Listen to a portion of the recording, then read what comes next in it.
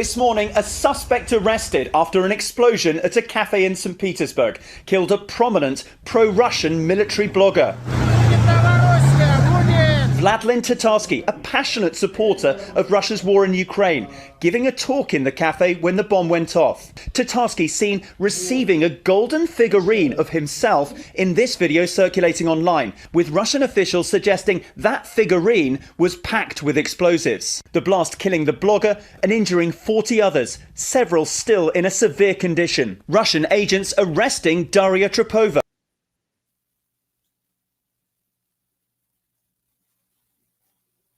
Oh, I'm not sure what happened there. Okay, hello everybody. Welcome to Ask the Inspector.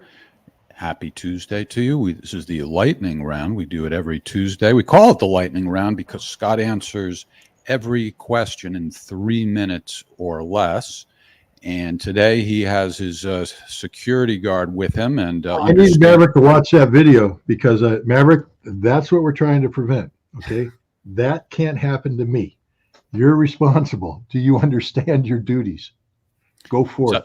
Is that a little bit unnerving? Well, obviously, you know, it's upsetting what happened to that individual. But as far as your trip to Russia, is that a bit unnerving?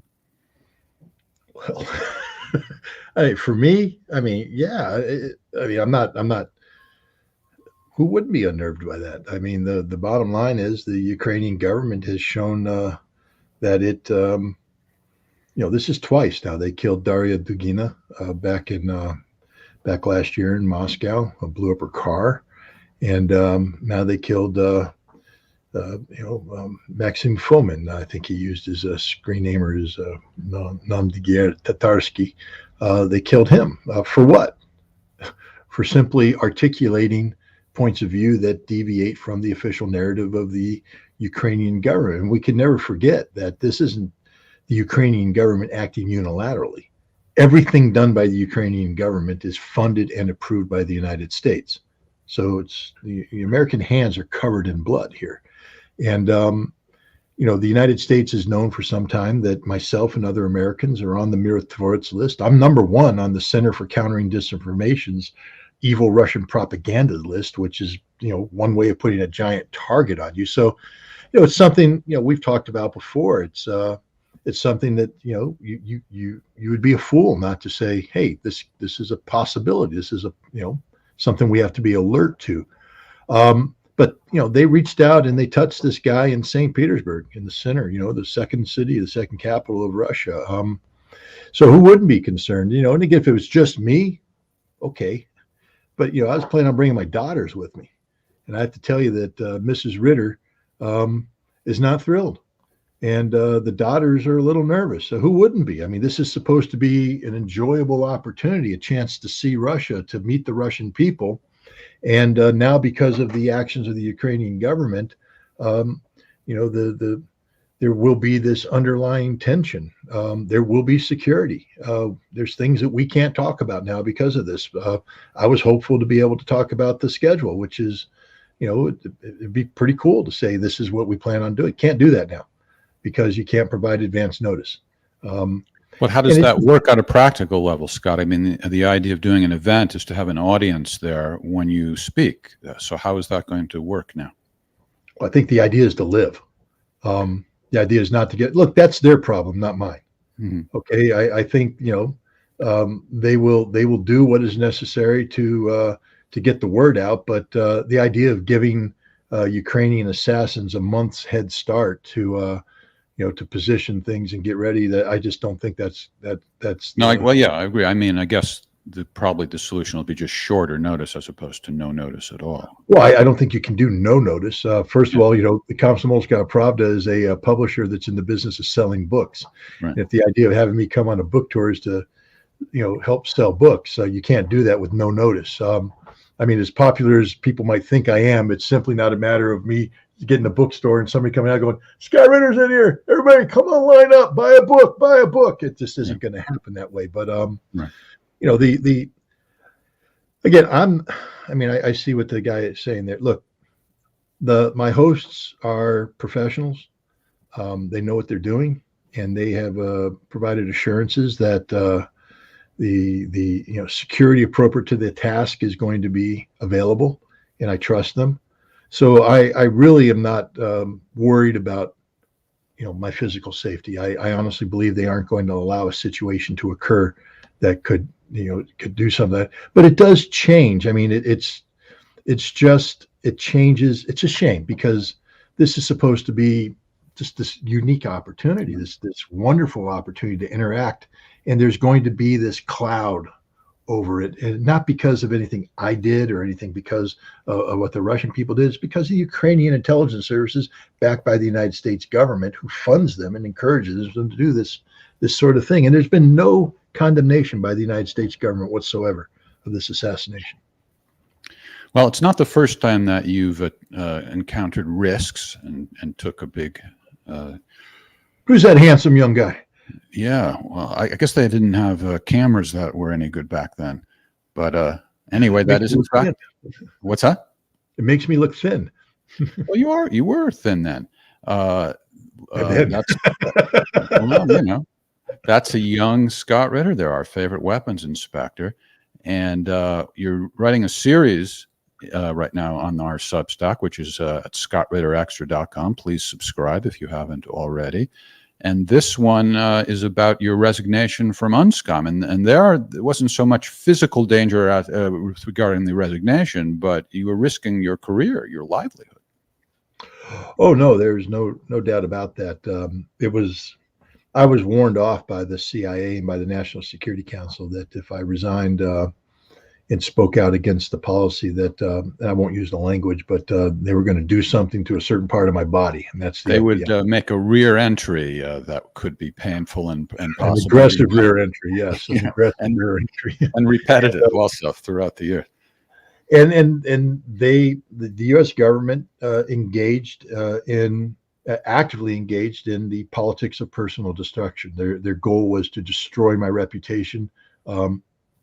And in doing so, destroy my ability to sustain myself, to prevent me from having gainful employment, which means my family's impacted by it, et cetera. So this was a war, and what I write about here is the act of resignation. It wasn't simply just writing a letter. I talk about the role played by Matt Lifflander, who's deceased now, but he was the father of a good friend of mine who I met in Russia. He helped me turn just the simple act of walking away from a job into a cause that would get the support of the public at large. And thanks to him, because of this cause, I mean, look, I don't want to give away too much in the article. People should read it. No, I'll say it was very interesting the way it was orchestrated with a lot of thought at a very high professional level. Yeah, you were lucky to get that.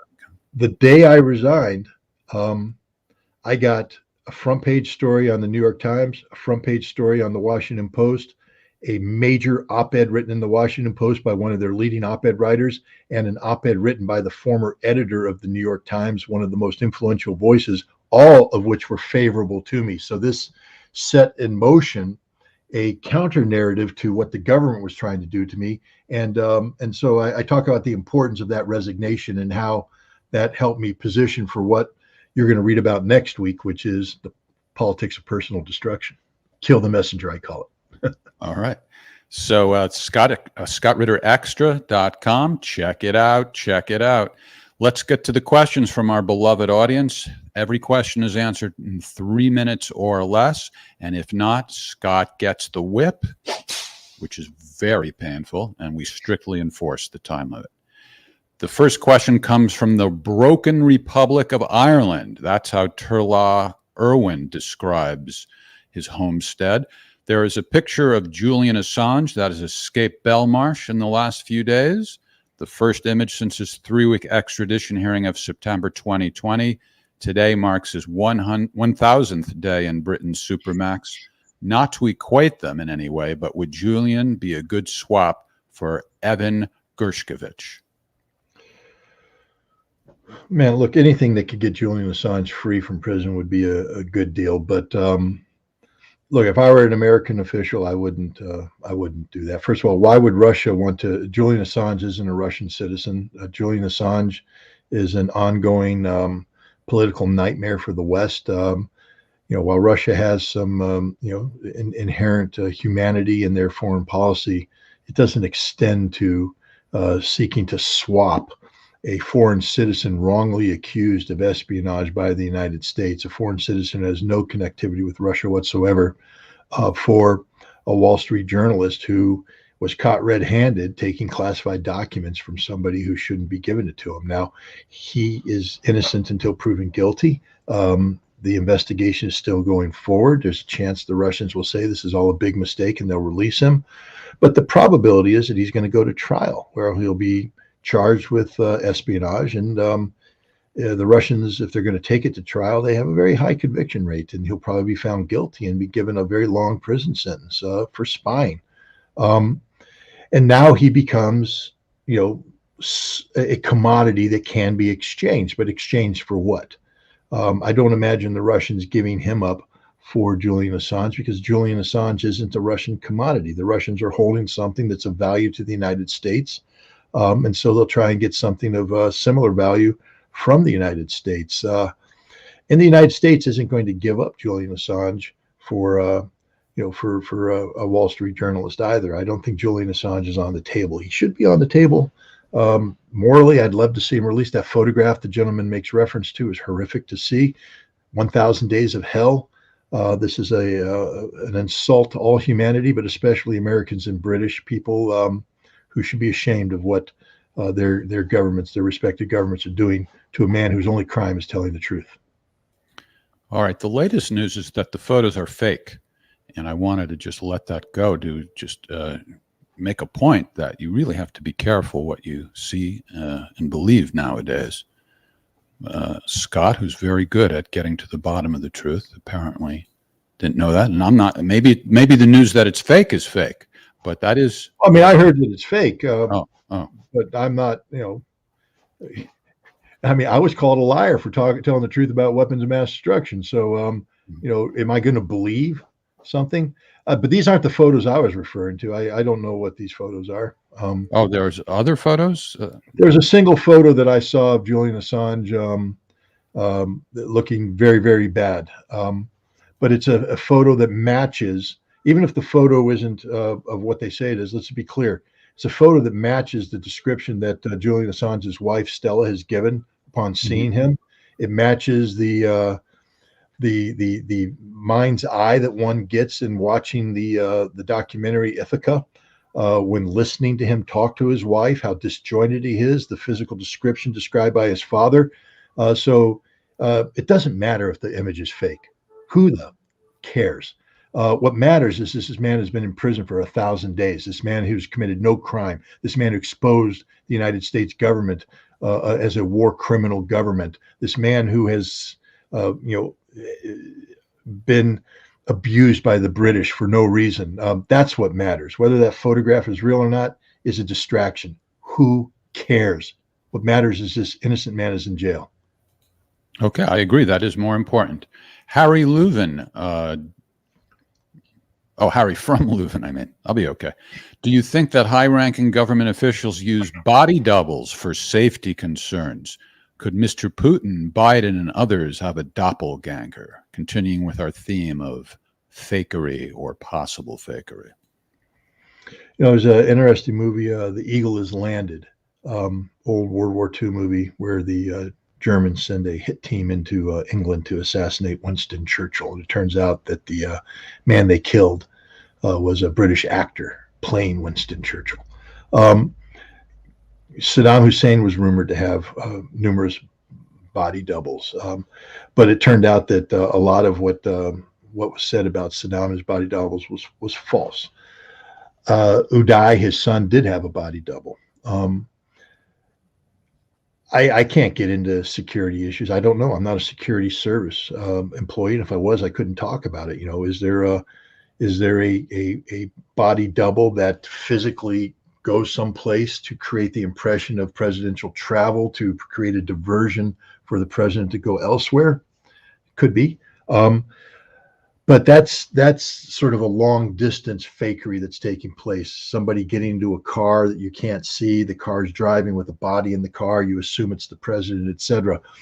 What you don't have is a body double speaking on behalf of the president. When the president of any country opens his mouth and speaks, this becomes the official words of the government, and no body double is going to fake that.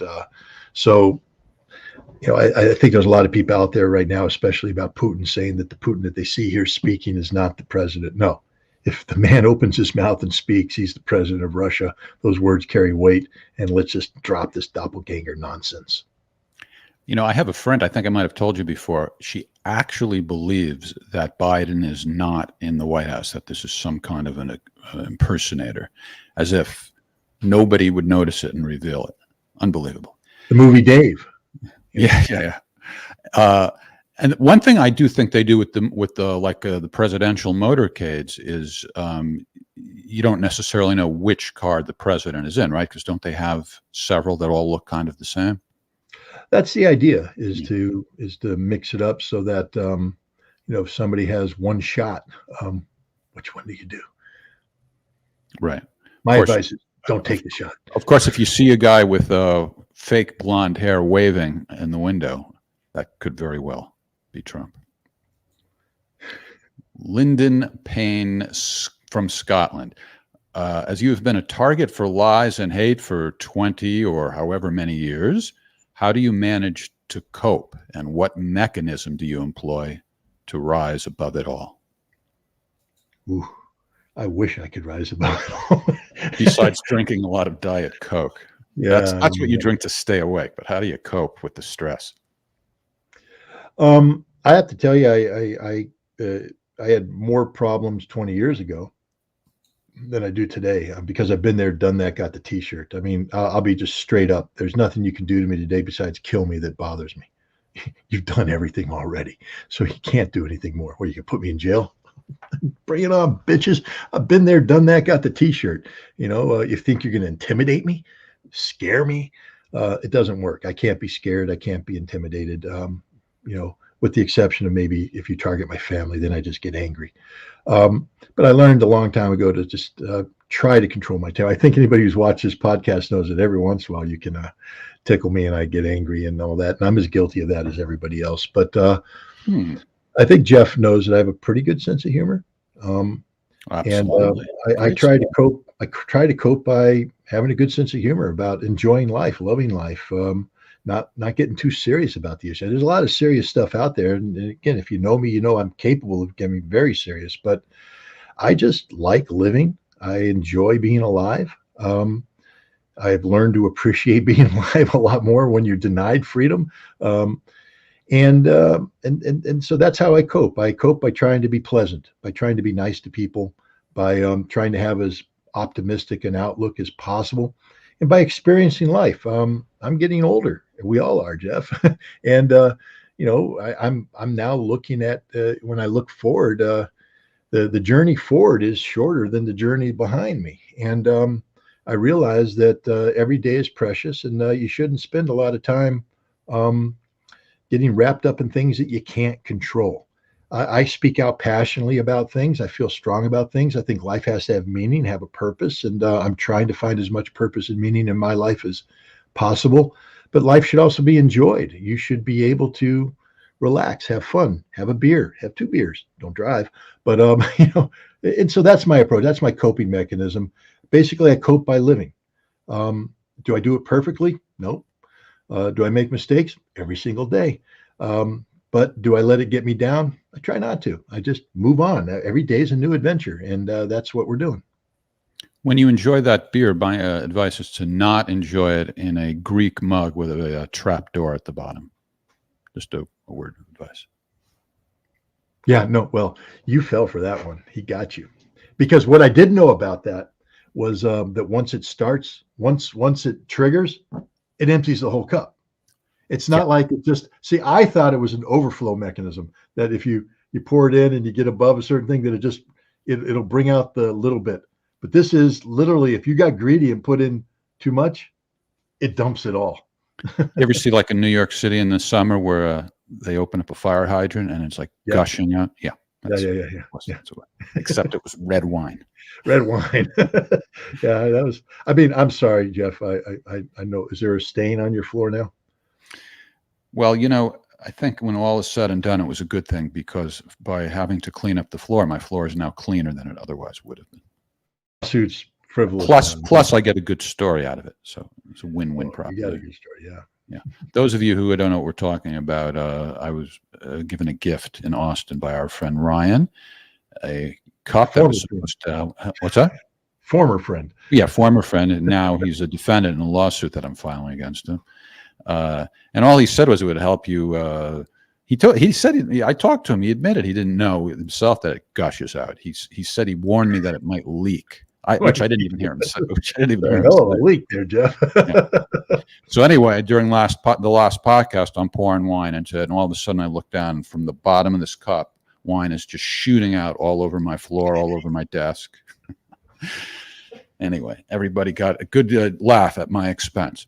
By the way, getting back to coping with stress, I know that when I'm faced with difficult circumstances, that I tend to feel better when I'm fighting it. Would you say that works for you too as a coping mechanism, as opposed to just like, doing nothing or thinking about it? When just by actively doing something about it? No. Fighting is in my DNA. From day one. I'm the kind of guy that if you knock me down, I get up and I just keep coming. But I will say this, that my fight instinct has been softened by being married and having a family, because my fight, I'll fight all day long. I mean, I'll never quit. But when we speak of quality of life issues, I have a commitment to my wife, whom I love more than life itself. My daughters, the same way.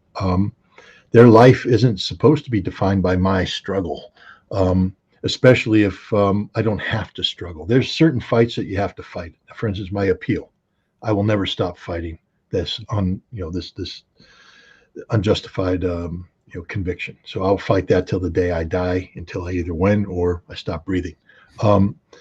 But other fights, sometimes you just got to sit back and say, is it worth it? There's a saying, is the juice worth the squeeze? Am I going to be squeezing this lemon all day long and I get 3 drops and I'm like, So I've learned now to take a deep breath sometimes, sit back and just say, waking up in the morning with a happy family might be better than waking up angry, ready to hook and jab. So I'll pick my fights. Look, you wave the red flag, and this bull charges. But I'm learning to hold up a little bit, take a little bit of a breath, take things a little bit easier. And you've seen that. We've had some things happen, cancellation of stuff like that. And I just want to go to war. And then I'm like, you opted not to fight the 9/11 coup the last time, but that of course enraged him. He's afraid to deal with that issue. I'm afraid. Dude, I ain't afraid of nothing. Yeah. That doesn't mean that you can't beat me. There's a million people out there kick my ass in a fight. Yeah. You'll have a fight. I can guarantee there ain't no walking away from a fight, unless it involves my family, and then I have to make a decision. Whether or not fighting hurts my family more than helping my family. And if it hurts my family more, then I'm not going to do it. 31 years of marriage, and most of that time she spent paying the price of my career choices. So I think I owe it to her now to make some choices that make her life easier, not harder. Yeah, every day at the Ritter household, there's a new controversy, new danger. Man, we got stuff. Stuff. There's no boring moment. We are the living embodiment of the Chinese curse. May you live in interesting times. Yeah, she deserves some tranquility. I agree. Our friend Fu from Chicago asks, how significant are the 4 new bases the U.S. is building in the Philippines? One of them is very close to Taiwan. Does it mean the Philippines will now be dragged into any potential war between the U.S. and China over Taiwan? When I looked at those 4 new bases, these are very, very small bases. And I think the one that's so-called close to Taiwan, I wouldn't say it's very close to Taiwan, but I think it's a Coast Guard base where we you have the right to base a single cutter. So it's militarily insignificant. The other bases relate to training and things of that nature. Um, this isn't like we're putting in a massive military facility. This isn't Pearl Harbor. This isn't Anderson Air Force Base in Guam. This is, these are small little bases. Now, the United States is a lot like the camel in the Middle East. Sticks its nose under the tent, it's over, baby. The camel's in the tent. It's just a matter of when, not if.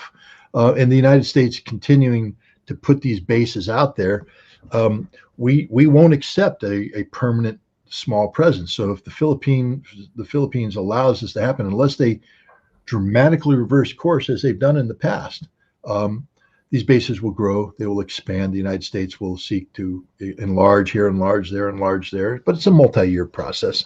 But yeah, there is a danger that the Philippines could be dragged into a future conflict between the United States and China over Taiwan.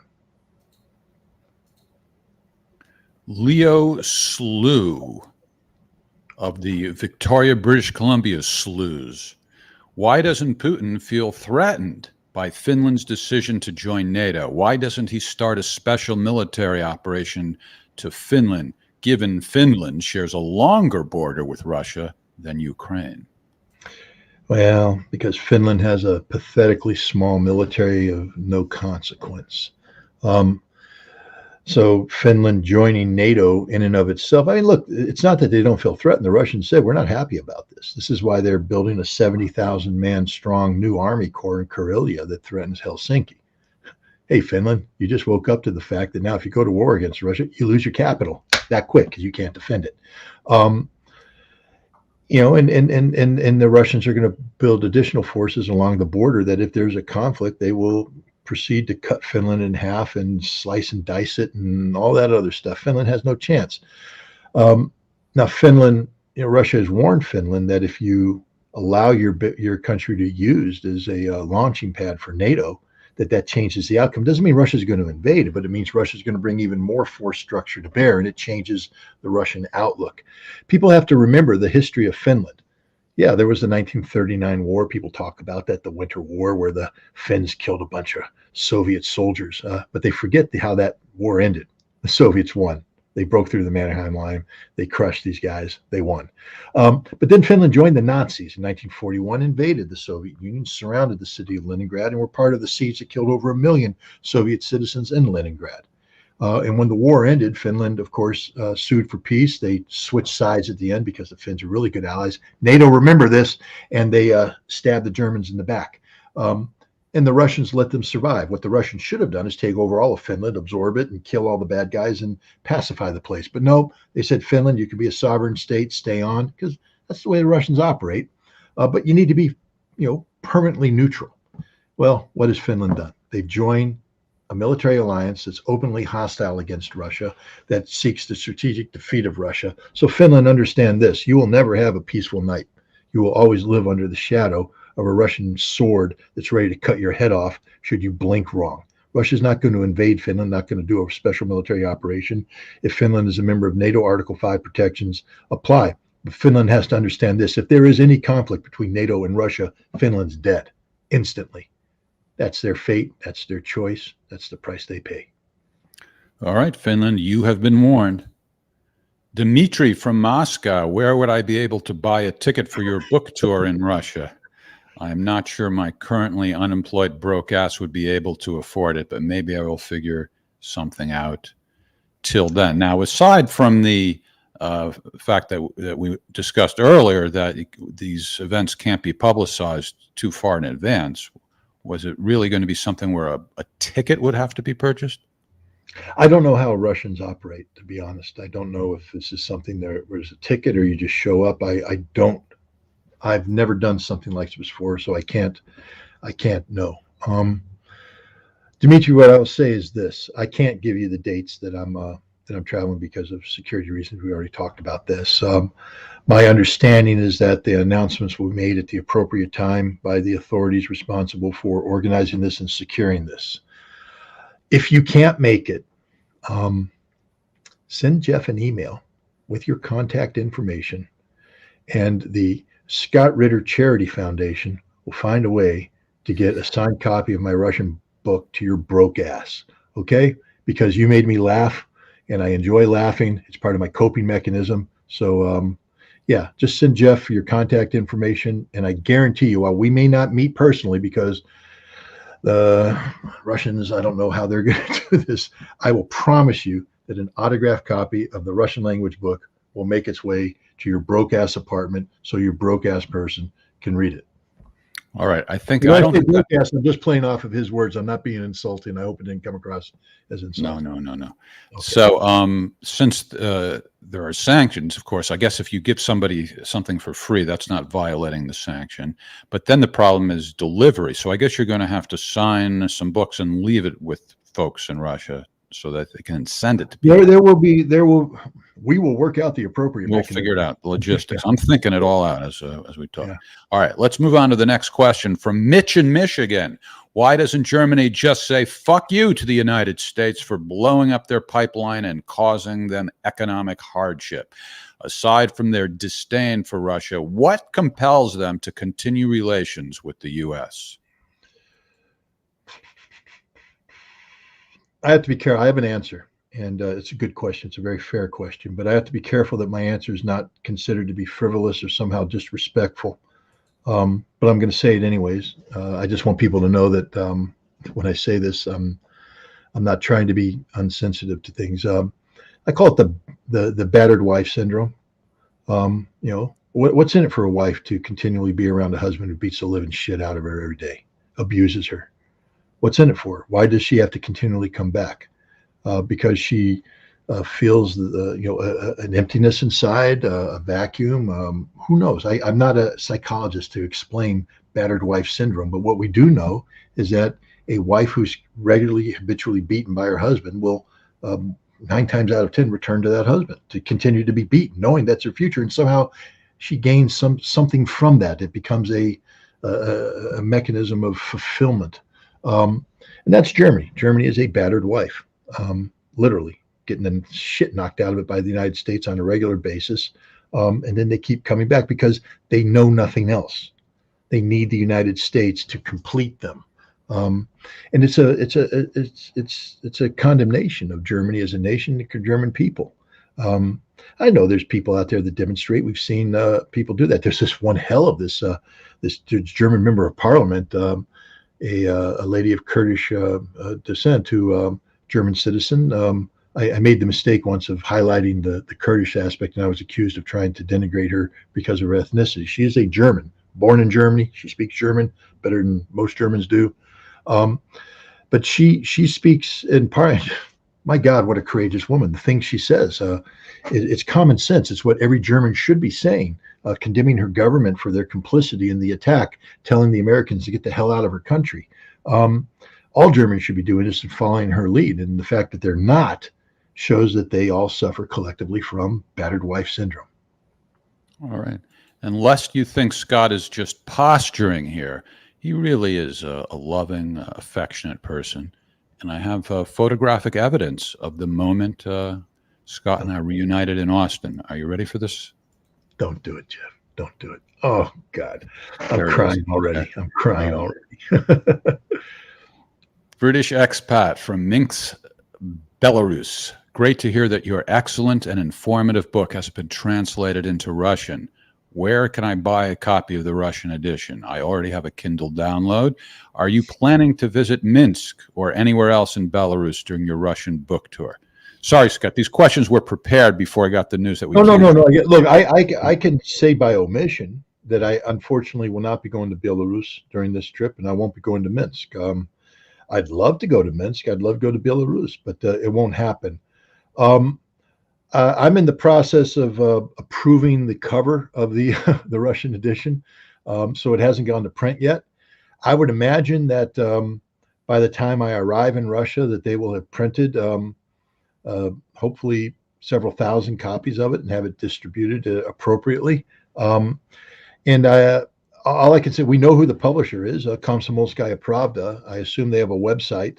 And so I would imagine that you could contact that or contact your local bookstore. Apparently, this book is going to be heavily promoted by Komsomolskaya Pravda, at least during a specific period of time. Maybe they'll be like Simon and Schuster, sign me up, publish the book, tour, yank the plug, dump the book, and move on. Who knows? But I'm very happy that they've agreed to they've agreed to publish it, and I'm very happy that they're promoting it. I'm very happy they're giving me this opportunity, and I would imagine that if you want a copy of the book, you'll be able to get a copy of the book, and that's that. Okay. Arena from Frankfurt. Rumor has it that Russia received Crimea from Turkey with the condition that it shall belong to Russia as long as there's a Russian military presence there. Thus, Ukraine joining NATO would result in Turkey having a claim to get it back. How true is this rumor? I don't know.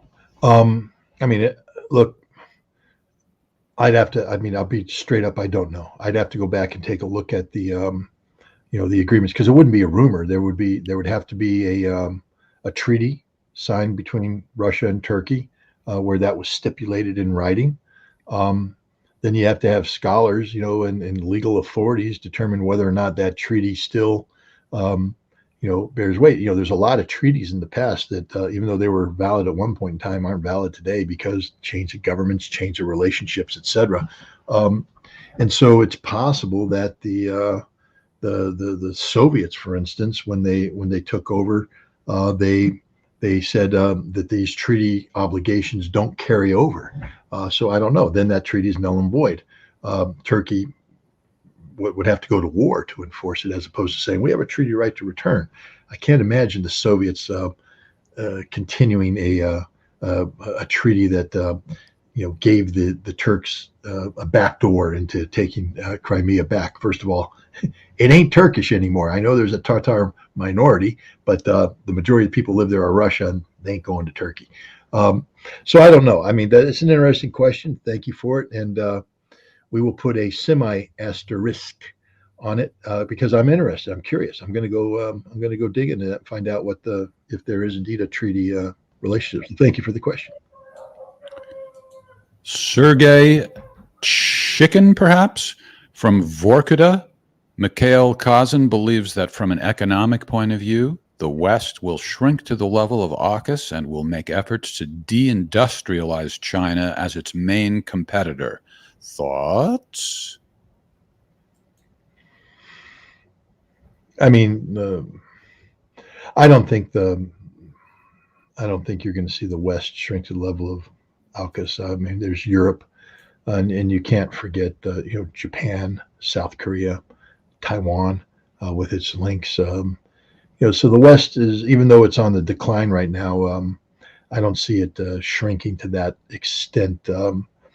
And if anybody in the West thinks they can deindustrialize China, then they're smoking some really, really good dope, and I might have to reconsider my approach towards THC.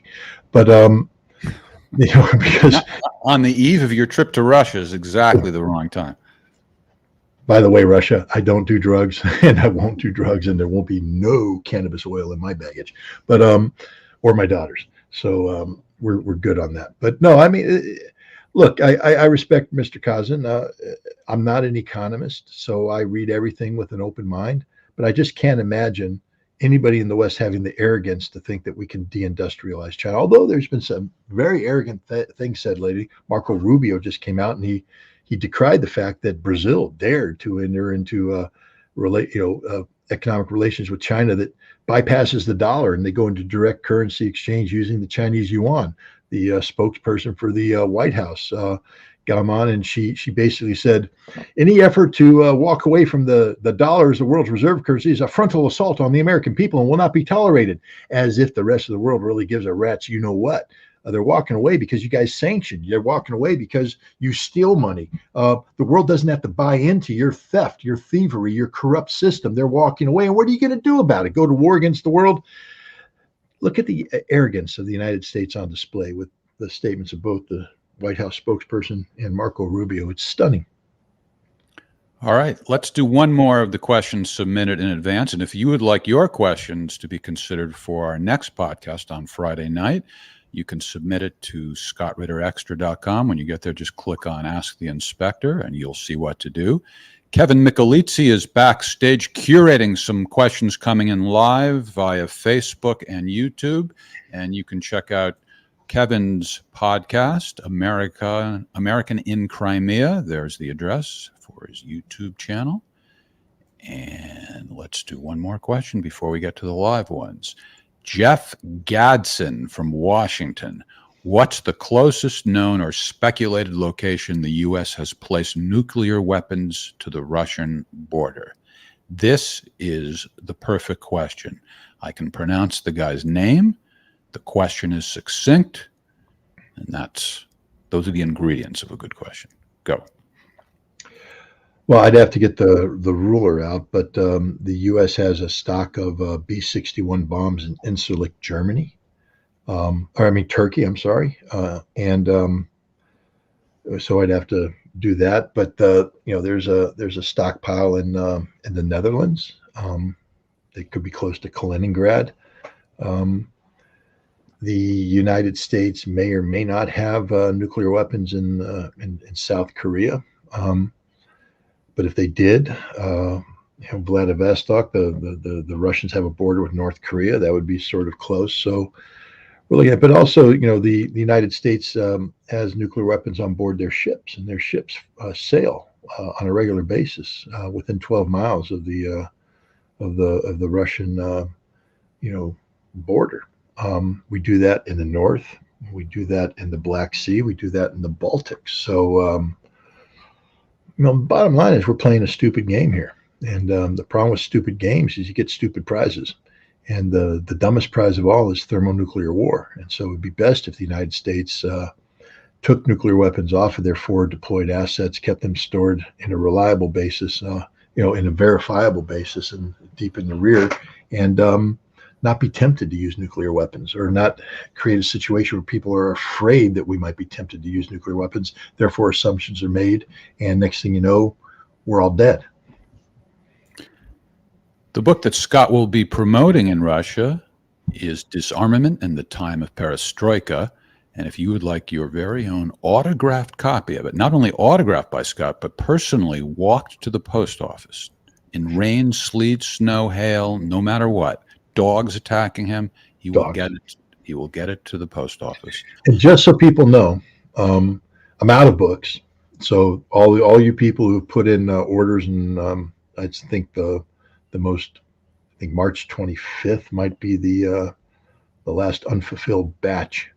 They're on the way. That Ryan sent a receipt. Ryan sent them. The book should arrive tomorrow, which means this weekend I should have your books in the mail. So anybody who's like, "Hey, I paid for the books a while back," they haven't been mailed yet because I simply don't have books physically in my possession anymore. When the books arrive, this hand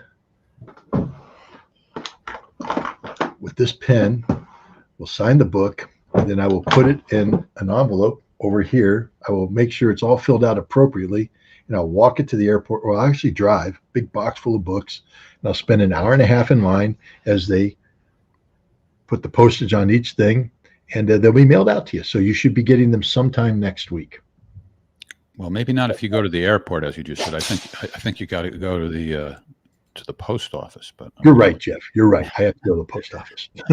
And there's no shortage of inventory on the T-shirts. Ask the Inspector T-shirt. There you Does that have mean it. we're not moving product? No, it doesn't. It means that we're not out. That's all. Okay.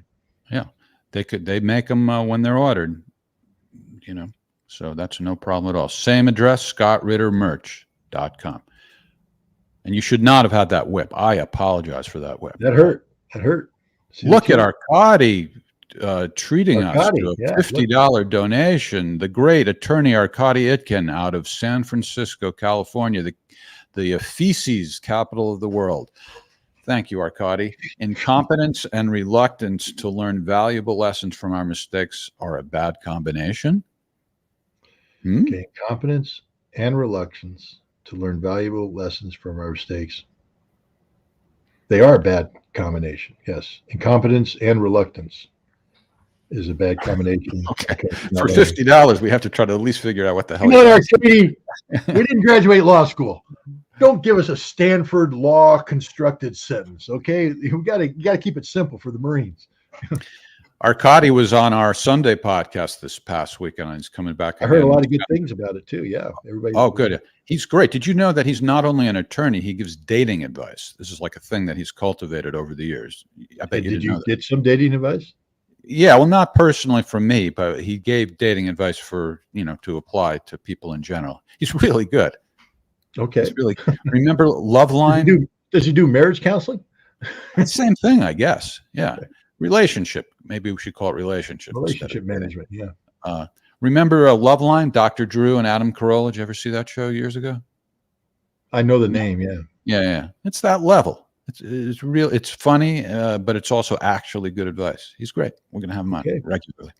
All right. Let's take some more live questions from Valley S. Thank you for your donation.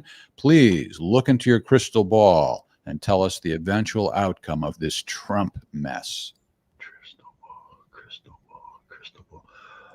Look, this is insanity what's going on. I mean, I brought the crystal ball up and I screwed the camera all up. It's all blurry now. It'll get back. It'll settle itself down. I apologize for that, guys. It's like you're dealing with a person. It's like when you're dealing with a person, you upset somebody, you just need to calm them down. They'll be okay in a few seconds. Okay, calm down. You're right. Yeah. Is that Arcady's dating advice for cameras? I don't know what's happening. I mean, I know that Trump's been indicted. He's supposed to go get processed. I don't know what's going on in the streets of New York right now. I think that, I mean, look, we're wrestling with some conflicting issues here. No person is above the law. Let's just be straight up about that. There's nobody above the law. And if a law has been broken, the authorities have every right to prosecute the people who have broken the law. But the motivation for prosecution must be driven by, I believe, a genuine desire to do justice, meaning that a wrong has been committed that requires resources to be expended to bring justice about. Prosecutors have a wide discretion to prosecute or not prosecute. Every day they let guilty people go because what's that? Remember, the juice ain't worth the squeeze, baby. And so with Trump, this is just the dumbest thing in the world. It's already been resolved. He already made the payoff.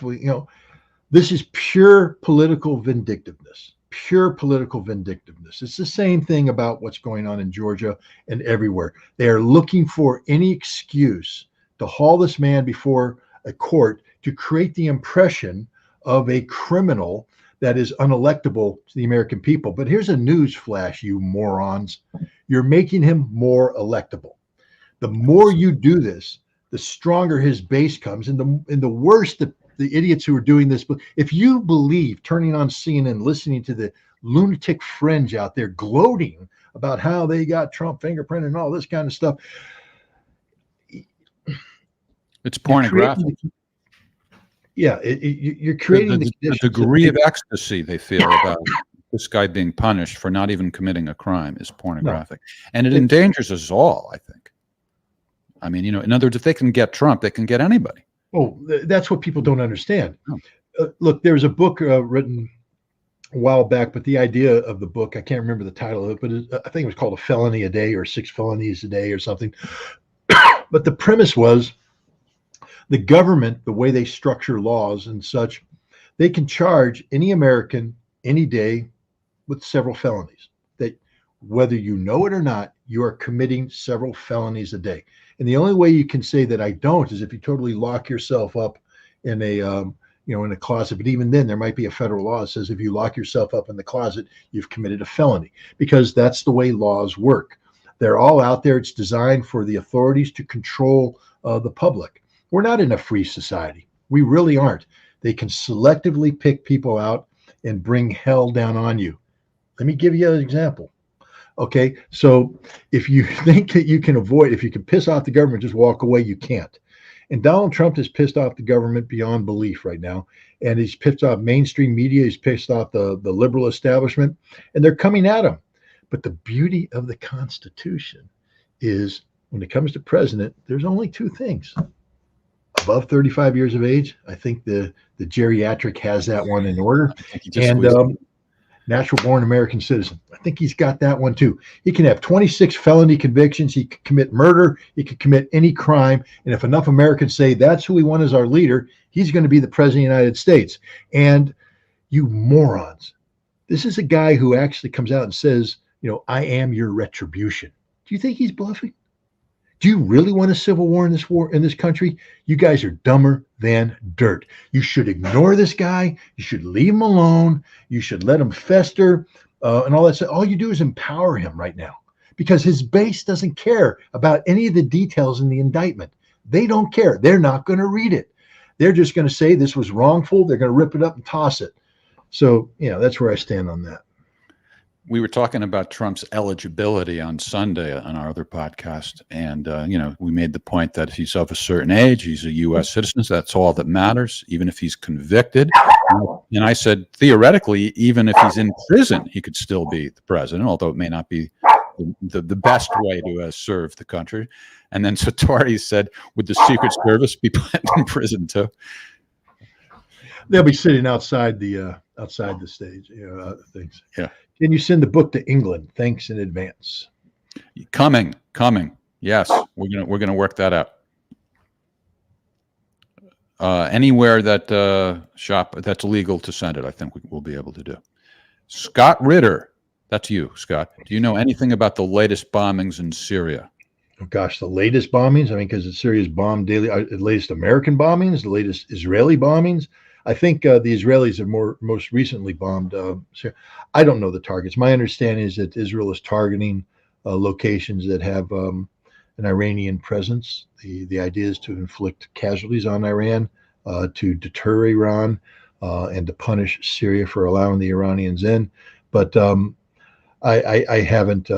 I apologize. I probably should be up to speed on that, but I'm not as up to speed. I mean, I saw some brief mention of it. Normally, I would do a deep dive when I see that, but I have been distracted by other things. So, like Tatarsky being blown up, and whether or not I'm going to be going to Russia, and do I want to put my family into harm's way? That kind of stuff.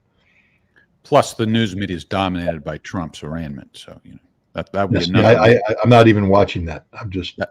If you were, that would be another roadblock to information. Why would NATO? We're talking about people being as dumb as dirt. Trump is, as Scott Adams said, an energy or an attention monster. So his detractors were actually getting some ground by kind of icing him out, ignoring him. Yeah. But this is impossible to ignore. Even the people who want to ruin him aren't ignoring him, and it's like he thrives in this kind of a situation. Absolutely thrives. Never wrestle a pig in the mud, because the pig loves it. The king of metaphors strikes again. Where do you get these? Why would NATO not just take this war to the water? To the mattress. Block commercial ships and sink the Navy, or try? Well, when I take a look at Russia, sort of a giant landmass. A lot of its trade is done overland with China.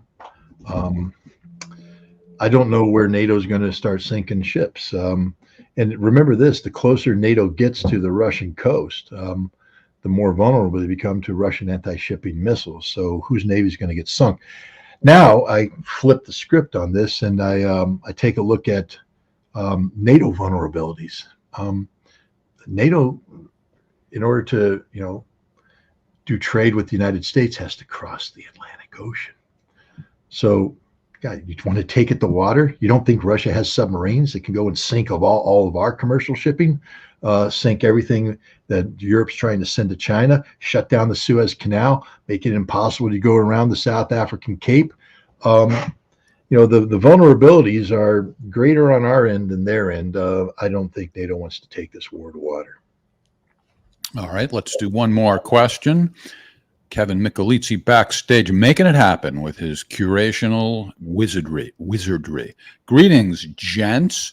Anything Scott can say about the George H.W. Bush carrier strike group in the Mideast? It's a U.S. Navy carrier strike group built around the George H.W. Bush aircraft carrier that has an air wing complement comprising a bunch of FA-18 Hornets. I don't know if they have any Marine Corps F-35s on board.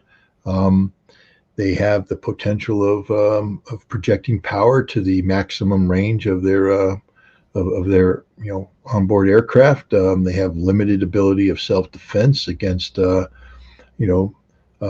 anything but a concerted attack. And if they get too close to the Iranian shore and initiate combat against the Iranians, they'll all be sunk. That's what I can say about the George Herbert Walker Bush carrier battle group.